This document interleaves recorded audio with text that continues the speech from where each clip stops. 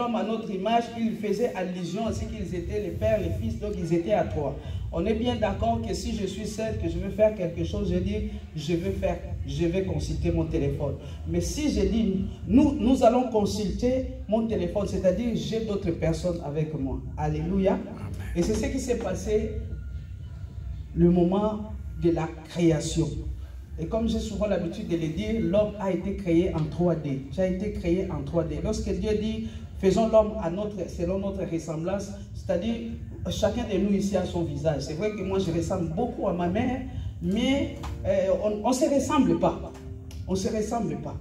Mais nous avons une ressemblance en commun, c'est-à-dire, nous avons l'esprit, l'âme et le corps. Alléluia. Amen. Lorsque Dieu dit, faisons l'homme à notre image, selon notre ressemblance, il parlait de lui. Donc aujourd'hui, quand les 3D est sorti, ils sont en retard. On filme en 3D. Avant que nous sachions filmer en 3D, il y avait déjà le 3D qui existait. Alléluia. Et pour cela, pour comprendre, nous allons lire dans Genèse chapitre 1er. Aujourd'hui, c'est l'enseignement. Et j'aime que chacun de nous, comme nous le faisons tous les mercredis, et les vendredis aussi, des fois, que nous puissions lire ensemble. Et en lisant la parole de Dieu, ça reste.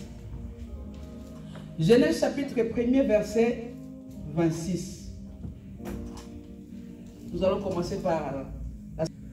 Jésus, Amen. Dieu dit que cela était bon. Oui.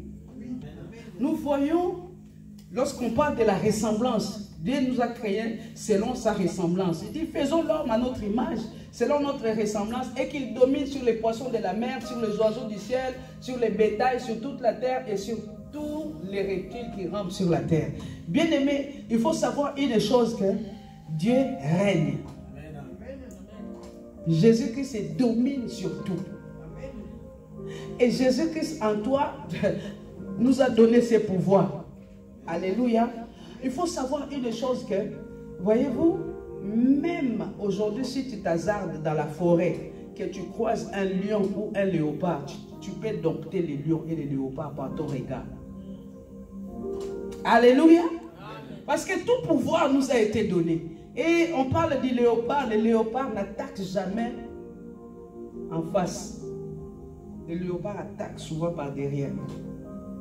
Quelque part, je me suis posé la question, mais pourquoi les léopards n'attaquent jamais de face? Parce que tu as le pouvoir. Mais le problème, ce qui nous arrive, c'est que nous avons peur. Tu peux rester là, commencer à fixer les lions et commencer à parler. Mais pour les faire, un lion, c'est impressionnant. C'est-à-dire, lorsqu'on parle de Daniel dans la fosse au lion, hein, c'est-à-dire que ce n'était pas un lion, mais plusieurs lions. Maintenant, phare à phare. Daniel était phare à phare avec les lions. C'est-à-dire, il tourne comme ça, il y a un lion. Il dit, je vais donner le dos à celui-là. Et il se retourne comme ça, en face, il y a un lion. Il était entouré. Mais la Bible dit, c'est vrai que l'ange de l'Éternel a fermé la gueule des lions. Mais je vais nous dire aussi, si nous mettons en pratique ça, même les animaux sauvages, même un serpent n'attaque pas quelqu'un comme ça. Là. Les serpents, normalement, ils fuient l'homme. Lorsque les serpents voient l'homme, ils fuient. S'il y a un serpent qui te poursuit, ça, ce n'est plus un serpent, c'est un esprit qui est rentré dans les serpents. Alléluia. Alléluia. Ou si tu marches sur sa queue, là, il ne va pas te louper. Si tu marches sur la queue du serpent, il va se retourner, t'es mort. J'ai grandi dans une ville où il y avait beaucoup de serpents. Alléluia. Je parle du Saint-Esprit. Donc voilà, Dieu nous a créés à sa ressemblance. Si Jésus domine, c'est-à-dire toi aussi tu domines. Si Jésus domine sur les poissons, il domine sur les reptiles, les oiseaux, toi aussi, nous avons ce pouvoir. Mais qu'est-ce qui se passe? Ça c'est autre chose, nous le verrons prochainement. Donc, le premier point, nous allons parler de l'œuvre générale du Saint-Esprit. Le Saint-Esprit est celui qui a participé à la création de l'homme avec les pères et avec les fils. Alléluia. Et pour cela, nous allons les lire dans Genèse chapitre 1er, versets 1 à 3. Papa Gamassa va nous bénir par la lecture.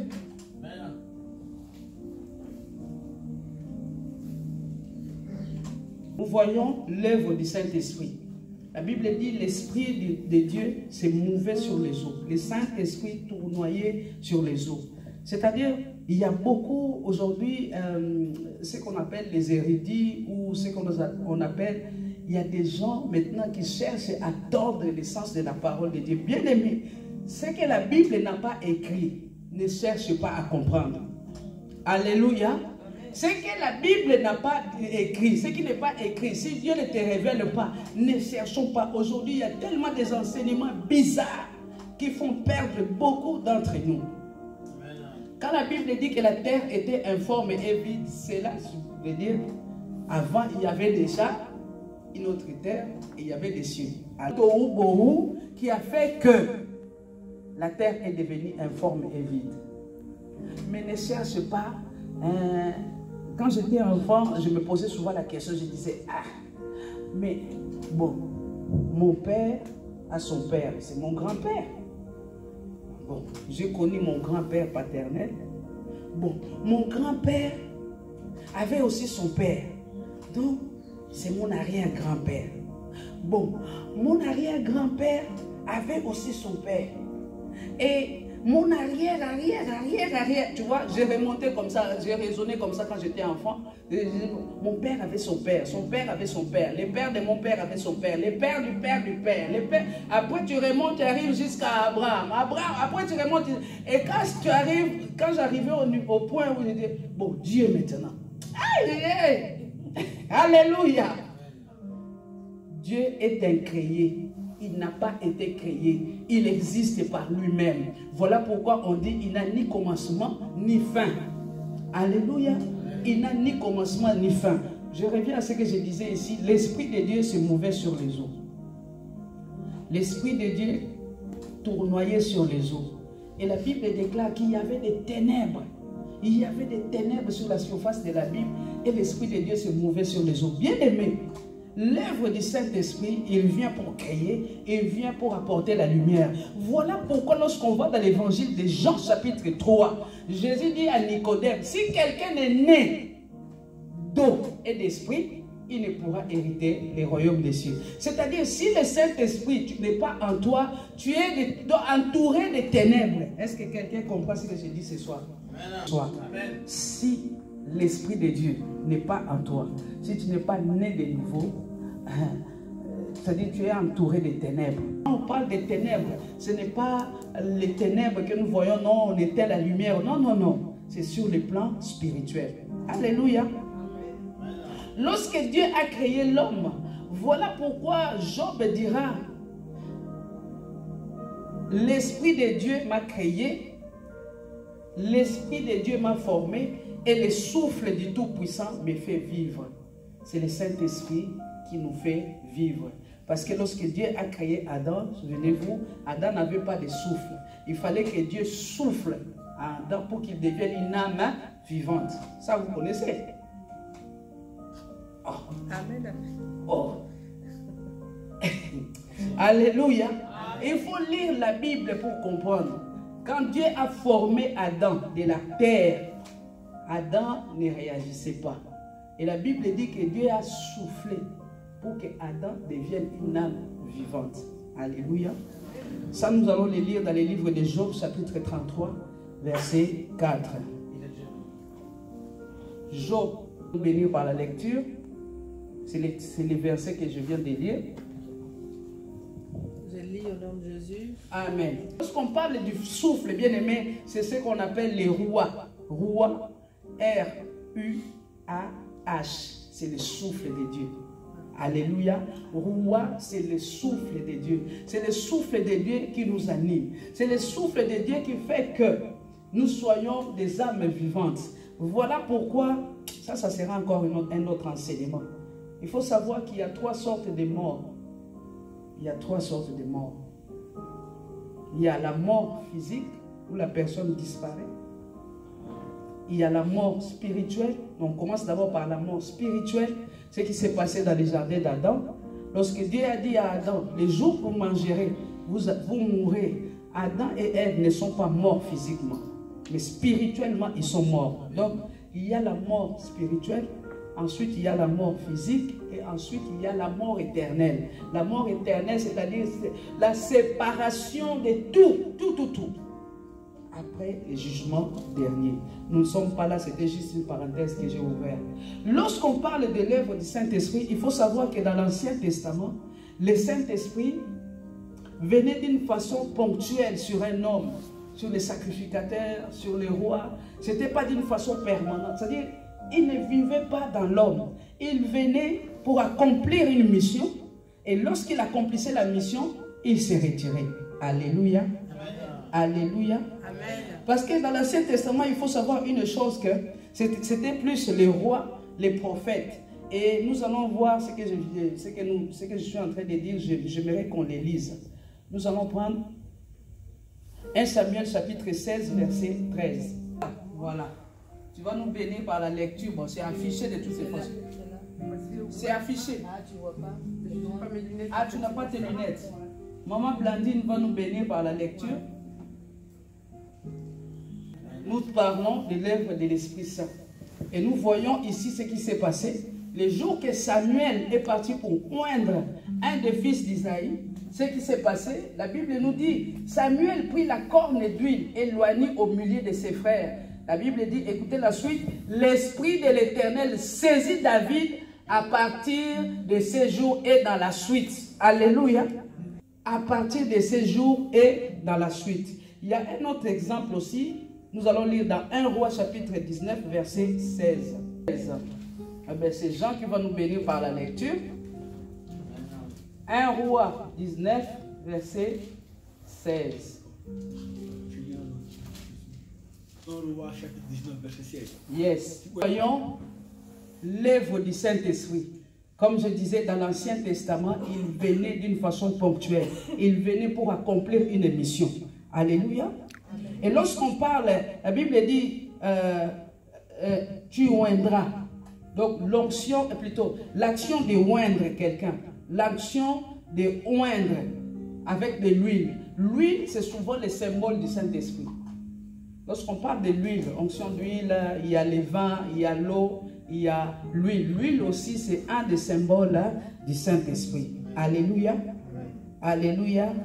Le fait, lorsqu'on parle de l'effusion du Saint-Esprit dans l'Ancien Testament, le fait de répandre l'huile sur quelqu'un, comme l'a fait le prophète Élisée, c'est une sorte aussi de fusion avec le Saint-Esprit. Alléluia. Bon, tout à l'heure, quand nous avons prié, nous avons demandé l'eau. Nous avons demandé l'eau. L'eau aussi est un des symboles du Saint-Esprit. Parce que l'eau purifie. Jésus dit à Nicodème, si quelqu'un est né d'eau et de l'esprit, il ne peut hériter du royaume des cieux. Naître d'eau ne veut pas dire tu vas sous la douche, tu te laves. Alléluia. J'écoutais les témoignages d'une femme. En fait, cette femme a dit, elle a donné son témoignage. Voilà pourquoi des fois, ne nous précipitons pas à émettre des jugements sur des personnes que nous voyons. Nous ne savons pas. Cette femme est devenue prostituée, non pas parce qu'elle voulait. C'est-à-dire, quand vous voyez les personnes se prostituer, ce n'est pas parce qu'elles veulent. Et cette femme dira, la première fois qu'elle s'est prostituée, elle s'est sentie tellement sale. Elle s'est sentie tellement sale qu'elle est rentrée, quand elle est rentrée chez elle, elle est partie sous la douche. Elle est restée sous la douche toute une nuit à se frotter, les gels et tout. Mais cette saleté-là ne partait pas. Alléluia. C'est pour nous montrer que lorsqu'on parle de l'eau de vie, ce n'est pas l'eau de la douche. Lorsque l'eau de la parole pénètre en toi, lorsque l'eau de la parole coule en toi, c'est l'eau qui nous purifie. C'est l'eau de la parole qui nous purifie. Alléluia. Merci Seigneur. Les prophètes, les rois, les sacrificateurs étaient sanctifiés par l'huile d'onction. C'est-à-dire, lorsqu'on parle de l'huile d'onction, nous savons une chose, que l'huile, nous avons besoin. C'est-à-dire, à l'époque ancienne, il y avait des lampes qui fonctionnaient avec de l'huile. Voyez-vous, il faut mettre l'huile pour que la lampe soit allumée. Et j'aime beaucoup cet exemple. Lorsque la Bible dit que le Saint-Esprit représente aussi l'huile, l'huile aussi est le symbole du Saint-Esprit. Chrétiens que nous sommes la lumière du monde. Alléluia. Nous sommes la lumière du monde. Et pour que la lampe soit allumée, la lampe soit allumée, il faut que la mèche, vous voyez la mèche de la lampe là, hein? La mèche de la lampe, il faut que la mèche de la lampe soit trempée dans l'huile. Il faut que la mèche soit au contact avec de l'huile. Et si la mèche n'est pas au contact avec de l'huile, la lampe va s'éteindre. C'est dommage parce qu'on n'a pas un tableau. Si on avait un tableau, j'allais dessiner et tu allais bien comprendre ce que je suis en train de dire. Il y a la lampe, il y a la mèche et la lampe qui est un contenu. On met le contenant qui est l'huile et il y a la mèche qui doit être trempée. Vous voyez un peu ce que je suis en train de dire. Il y a la mèche qui doit être trempée dans l'huile. Et tant que la mèche n'est pas trempée dans l'huile, la lampe va s'éteindre. Alléluia. Alléluia. Croyant que nous sommes comme cette lampe-là. Nous sommes comme cette lampe-là. Et Christ est la lumière qui est trempée dans l'huile, c'est-à-dire qui est en contact avec le Saint-Esprit, fait que ta lampe va briller. Voilà pourquoi Jésus dit, si la lumière qui est en toi devient ténèbres, combien seront grandes ces ténèbres? Et une lampe n'est pas faite pour être gardée sous les lits ou sous la table, mais une lampe sert à éclairer. Comme disait une femme hier, nous sommes partis soutenir Merveille dans son concert. Et cette femme disait, moi quand j'arrive au travail, je dis, je suis le sel de la terre. Parce que je suis chrétienne, je suis le sel de la terre. Et je suis là pour donner du goût et pour enlever le dégoût. J'ai beaucoup aimé cette phrase. J'ai dit, ah, je vais adopter cette phrase. Donc nous sommes là pour donner du goût et enlever les dégoûts. Vous comprenez? Lorsque la nourriture n'a pas de sel, il n'y a pas de saveur. C'est-à-dire, nous sommes là pour donner la saveur. Je ferme la parenthèse. Bon, toujours l'œuvre du Saint-Esprit. Les croyants, il faut savoir une chose, que les croyants que nous sommes, tu dois veiller pour ne pas éteindre l'action du Saint-Esprit en toi. Il faut savoir une chose, que le Saint-Esprit est très sensible. Le Saint-Esprit est très sensible. Voyez-vous, la colombe aussi est un des symboles du Saint-Esprit. Et chez nous, on avait des colombes ou des pigeons. J'ai observé une chose, des caractéristiques de la colombe ou du pigeon qu'on appelle pigeon. La colombe n'aime pas la saleté. C'est-à-dire, on avait une cage. Et chaque matin, il fallait nettoyer la cage. Si on ne nettoie pas la cage, les pigeons s'enfouillaient. C'est-à-dire qu'ils venaient, ils rentraient, mais ils ne rentraient plus dans leur cage. Ils restaient dehors. Et si vous vous entêtez à ne pas laver ou à ne pas faire le ménage, ils vont ailleurs. La colombe n'aime pas la saleté.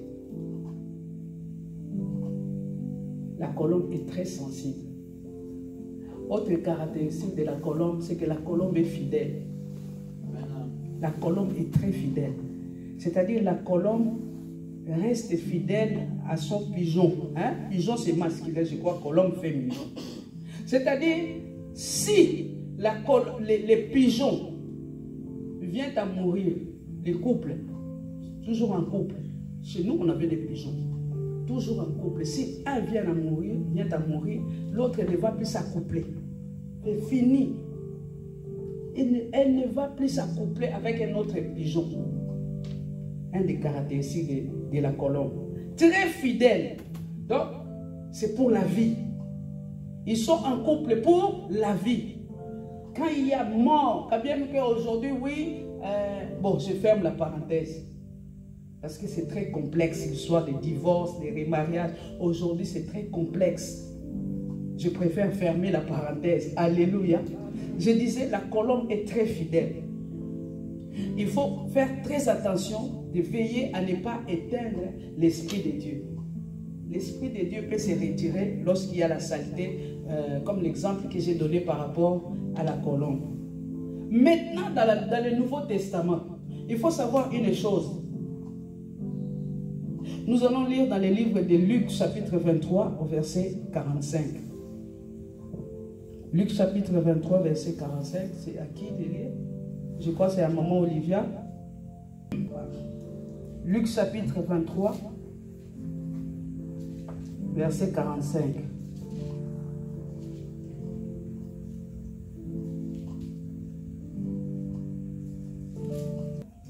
À l'Ancien Testament, ce qui s'est passé, je reviens un peu pour nous faire comprendre. Dans l'Ancien Testament, le Saint-Esprit ou la présence de Dieu demeurait dans des lieux très saints. C'est-à-dire les temples, il y avait les parvis, il y avait les lieux saints et les lieux très saints. Et dans les lieux très saints, personne n'avait accès si ce n'est que les sacrificateurs. Et les sacrificateurs entraient une fois par an pour le pardon des péchés. Et quand les sacrificateurs entraient dans les lieux très saints, on l'attachait une corde. Parce que s'il arrivait que Dieu n'était pas content, il était frappé des morts. Voyez-vous la grandeur de ce Dieu-là? C'est-à-dire aujourd'hui, vraiment, non, Dieu est grand, bien-aimé. Dieu est grand et il est tout puissant. Pour comprendre cela, lis seulement dans les Écritures pour comprendre. Les sacrificateurs qui rentrent dans les lieux très saints, où demeurait la présence de Dieu, où il y avait l'arche de l'alliance. Si Dieu n'avait pas agréé les sacrifices, des holocaustes, des pardons et tout, il était frappé des morts. Mais aujourd'hui, toi et moi, nous avons accès. Matin, midi, soir. Tu n'es plus obligé de passer par les sacrificateurs. Pourquoi? Parce que le voile du temple se déchira par les milliers. Et à partir de ces jours-là, le Saint-Esprit n'était plus seulement réservé pour les sacrificateurs, pour les rois. Non, le Saint-Esprit venait sur celui ou celle qui avait reçu le Seigneur Jésus-Christ comme Seigneur et Sauveur. C'est-à-dire, nous avons un accès aujourd'hui. Est-ce que tu comprends ce que je suis en train de dire? Et en parallèle, nous allons lire Exode chapitre 26, verset 31. Pourpre et cramoisi et de fin lin rétort, il sera artistiquement travaillé et l'on y représentera des chérubins. C'est ces voiles-là, alléluia, c'est ces voiles-là qui recouvraient, qui cachaient la présence de Dieu. Donc derrière les voiles, il y avait la présence de Dieu. C'est ces voiles-là qui a été déchirée. Et à partir de la Pentecôte, l'onction de Dieu, comme je disais tout à l'heure, vient sur les croyants pour rester. L'onction de Dieu vient sur les croyants pour rester. Ce n'est plus réservé à une catégorie de personnes. Alléluia. Si tu crois que Jésus-Christ est le Fils de Dieu, si tu reçois le Seigneur Jésus-Christ comme Seigneur et Sauveur, le Saint-Esprit vient et il vient demeurer sur toi ou en toi. Amen. Maintenant, le deuxième point, nous allons voir le rôle du Saint-Esprit. Le rôle du Saint-Esprit. Il faut savoir une chose, que le Saint-Esprit est une personne et non une influence. Le Saint-Esprit est une personne, c'est-à-dire, à un certain moment, les gens, enfin, on s'est trompé. Je crois que même moi-même, je suis passé par là, surtout à Lingala. C'est-à-dire, on a tendance à, quand on parle du Saint-Esprit, c'est comme si c'était juste une influence. À Lingala, on dit, quand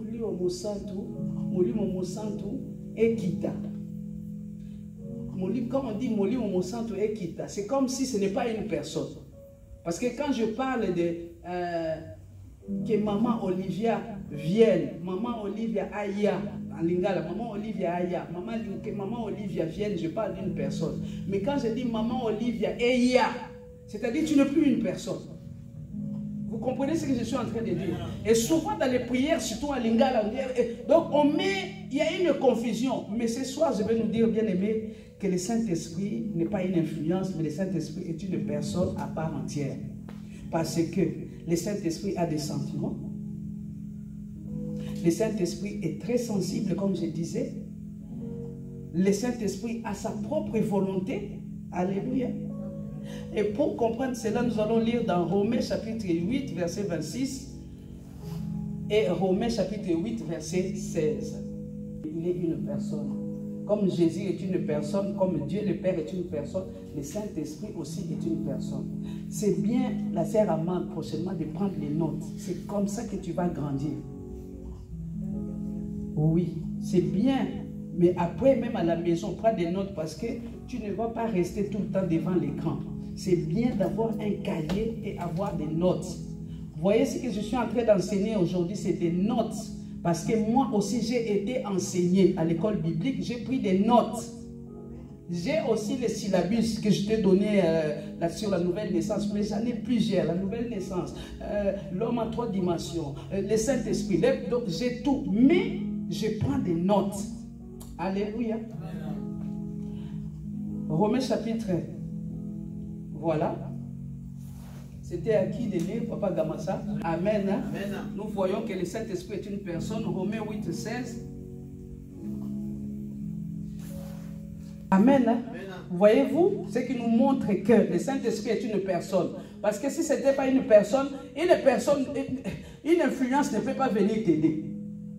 Une influence ne peut pas intercéder à ta place. Nous avons nos prières d'intercession où nous intercédons pour l'Église, pour les autres, selon que le Saint-Esprit nous met à cœur. Et le Saint-Esprit, c'est le plus grand intercesseur. Alléluia. Oh, j'aime le Saint-Esprit. Le Saint-Esprit est le plus grand intercesseur. Et le Saint-Esprit lui-même rend témoignage à notre esprit que nous sommes enfants de Dieu. Un jour, je me posais beaucoup de questions. Mon camarade de classe qui m'a amené à l'église protestante, à un certain moment, je me posais des questions. Je disais, bon, est-ce que vraiment je suis enfant de Dieu? Est-ce que moi aussi j'irai au ciel? Et ça me tourmentait, ça me tourmentait. Je lui ai posé des questions. J'ai dit, Dani, dis-moi, est-ce que je suis enfant? Donc, je ne sais pas. Et il m'a donné ces passages de l'Écriture qui est resté gravé en moi. À chaque fois que je sens les doutes, je cite à haute voix que je suis enfant de Dieu. Le Saint-Esprit rend témoignage à mon esprit que je suis enfant de Dieu. C'est le Saint-Esprit qui rend témoignage. C'est le Saint-Esprit qui te parle. C'est le Saint-Esprit qui nous convainc aussi du péché. Alléluia. Amen. Je parle du Saint-Esprit en tant que personne et qui a sa propre volonté. La Bible nous dit, n'attristez pas le Saint-Esprit de Dieu par lesquels vous avez été scellés pour le jour de la rédemption. N'attristez pas le Saint-Esprit de Dieu par lesquels vous avez été scellés pour le jour de la rédemption. C'est Éphésiens chapitre 4, verset 30, je crois. Donc, en parlant du Saint-Esprit qui est une personne, c'est-à-dire, c'est une personne qui a des sentiments, c'est une personne qui peut être triste aussi. Et des fois, nous attristons le Saint-Esprit de par nos comportements d'esprit. Et comme je disais tout à l'heure, le Saint-Esprit est très sensible là où il y a la saleté. Là où il y a l'impureté, le Saint-Esprit ne demeure pas. Dans une maison où il y a des querelles, matin, midi, soir, vous faites fuir le Saint-Esprit. Où il y a tout le temps problème, vous faites fuir le Saint-Esprit. Je vous ai donné l'exemple d'un jeune couple. Ce ne sont pas des chrétiens. Mais cette femme disait, avec son mari, il ne se dispute jamais à la maison. C'est-à-dire, s'il y a un problème, ils se sont mis d'accord. S'il y a un problème, Maman Blandine, s'il y a un problème, tu donnes rendez-vous à Papa Pedro, tu dis, attends-moi quand tu vas sortir du travail dans le métro. Et ils se retrouvent là, ils vont dans un parc ou dans un jardin. Là, ils commencent à se disputer. Ils se disputent. Et après, ils rentrent à la maison. Si tu vas prendre ton chemin, si tu vas rentrer tout seul, ce n'est pas grave. Mais l'essentiel, on s'est disputé dehors. Et à la maison, quand on va rentrer, c'est fini. Ils ont dit, donc ils se sont accordés. Et j'ai dit, mais ça, pour des personnes qu'on appelle païens, qui prennent de telles décisions. Mais nous, chrétiens, la nature nous enseigne. Ils se disputent dehors pour ne pas amener les esprits à la maison. Ils laissent tout dehors. Je disais, le Saint-Esprit est très sensible. Donc voilà. Éphésiens 4 et 30, c'est à qui de lire? Lire pour nous.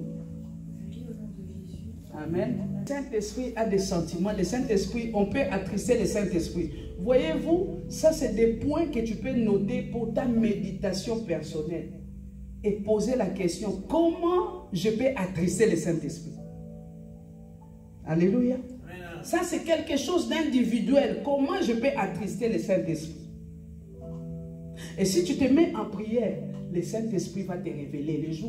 Les jours où tu médites, tu peux noter cela et tu peux venir me voir à la fin pour dire, ah, j'ai médité. Voilà ce que le Saint-Esprit m'a dit. Si tu es quelqu'un de colérique, le Saint-Esprit va commencer à t'enseigner par rapport à la colère. Je dis souvent à ma fille, je dis, ce proverbe qui dit, ou cet adage qui dit, les fers aiguisent les fers. C'est-à-dire, à un certain moment de notre vie, si le Saint-Esprit veut faire un travail en toi, il va te mettre quelqu'un qui est comme toi en face. Alléluia. Quelqu'un qui est comme toi dans quel sens? C'est-à-dire, ce que tu n'aimes pas, la personne va commencer à faire ce que tu n'aimes pas. C'est que le Saint-Esprit veut commencer à te tailler. Le Saint-Esprit veut commencer à te donner une forme. C'est-à-dire, ah non, ah, ça fait mal, hein, papa, comment ça? Quand le Saint-Esprit te met ton opposé en face, ce que tu n'aimes pas, maintenant il y a une personne qui vient faire ça.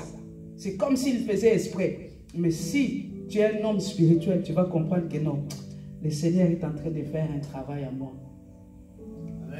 Le Seigneur veut que je change. Parce que s'il n'y a pas un vis-à-vis en face de toi, bien aimé, que tu montes, que tu descends, tu ne vas pas changer. Si tu ne vis pas que non, moi j'aime pas les désordres. Et on vient mettre les désordres. C'est-à-dire quand tu rentres chez toi, tout est en ordre. Hein, tu pries, tu chantes, alléluia. Non. Ce n'est pas ça. Mais le jour où tu vas rentrer chez toi, que tu trouves le contraire de ce que tu aimes.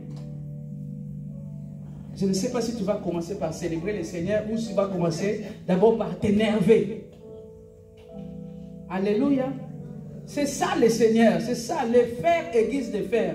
Il va te mettre quelqu'un en face de toi qui te tient la tête. C'est-à-dire, tu vois, hein, non, que le Seigneur nous aide. Quand Dieu commence à faire son travail en toi.